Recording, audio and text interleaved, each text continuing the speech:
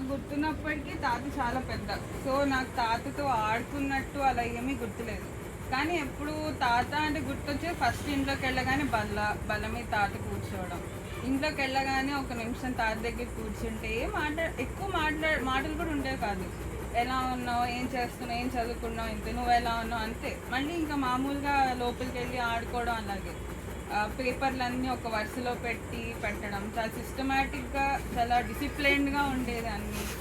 ఎప్పుడు మాకు తినడానికి ఇచ్చేవాళ్ళు డబ్బులు, అలా చాలా కేరింగ్గా ఉండేది.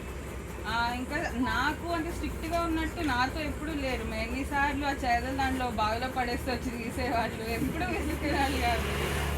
తర్వాత నాకు ఒక పని చెప్పేవాళ్ళు, తాత తిన్న తర్వాత ప్లేట్ తీయమని.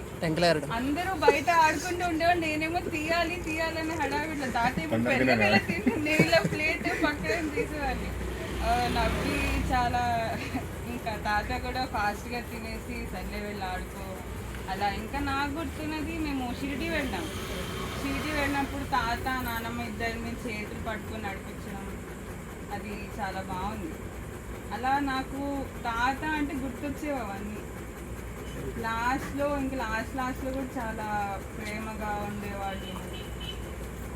ఇంకా తాత అంటే గొప్పోళ్ళ కాదని నాకు తాత తెలియదు. మీరు ఇంత బాగా పెరిగారు అంటే తాత గొప్పవాళ్ళు. సో మన హీరోలు నాన్న వాళ్ళు కాబట్టి, మీకు తాత హీరో కాబట్టి తాత సూపర్ హీరో అవ్వాలి.